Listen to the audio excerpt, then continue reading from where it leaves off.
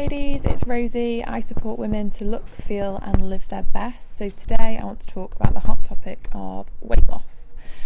Are you someone that you've tried every diet out there and nothing works for you? Have you been going to Weight Watchers, Slimming World for yonks and you just keep yo-yo dieting? Do you actually think that maybe, it's just my body type, I'm made to be overweight? Weight is something that lots of women struggle with, and there are lots of factors that can potentially impact weight loss or weight control, so I'm going to cover a few of those in this short video today. So first of all, I just want to cover the process of how dieting works and what some of the emotional impacts it can have in the body. And this is an analogy that I often give on my pre-diabetes training to my attendees there, and I find it really useful. So what happens is, say you attend something like Weight Watchers or Slimming World and you reduce your calories. So maybe you went from 2,500 to 1,500, 1,000 calories. You start losing weight. You're hungry, but you start losing weight. Then that hunger, it can tend to get the better of you, but you're like, no, I've got a wedding coming up, I'm going to stick with it. I'm going to stick to my 1,500 calories. So you do. And then what starts to happen is your body, because naturally we want to survive, and naturally if we're restricting our calories and we're not used to lower calories, our body can then adjust to lower calorie intake.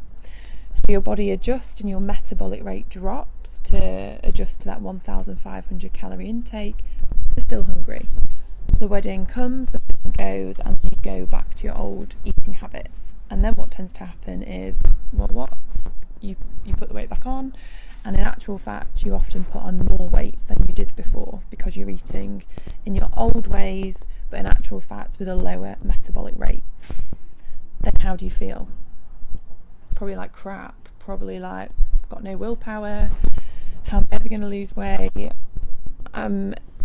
It's not for me, I'm meant to be big, maybe I'm just meant to be a fat person. But the thing that I would always want people to remember is there are hormones in your body that will always stimulate you wanting to eat more, because your body naturally wants to survive.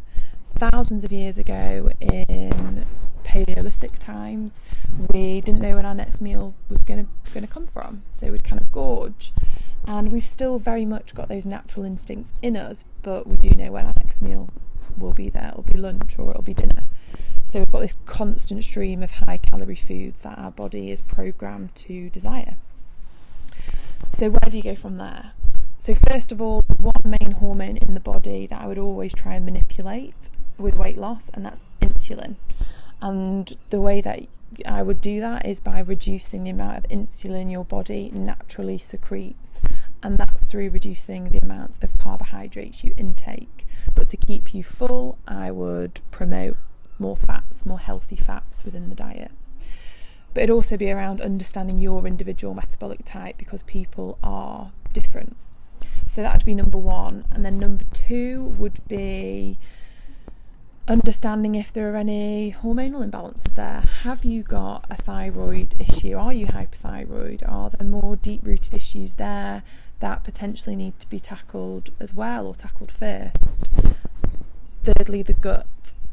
In obese people, research has shown that the gut microbiome is far less diverse than it is of someone of normal weight. So is it in actual fact, do we need to repopulate your gut microbiome, and that can then support you to lose weight as well? And another one would be stress and sleep. When we're stressed and when we produce cortisol or excess cortisol chronically, that also then promotes a slight insulin resistance, which can then mean that losing weight is 10, 20, 30, 100 times harder. And finally, number 5 would be the emotions behind food. So often lots of us have an emotional attachment to food. It's our comfort blanket. Maybe we've had a really crappy day, and in actual fact to have that bar of chocolate is our one moment of bliss. So it might be around tackling that as well. So they're kind of my 5 steps to controlling weight.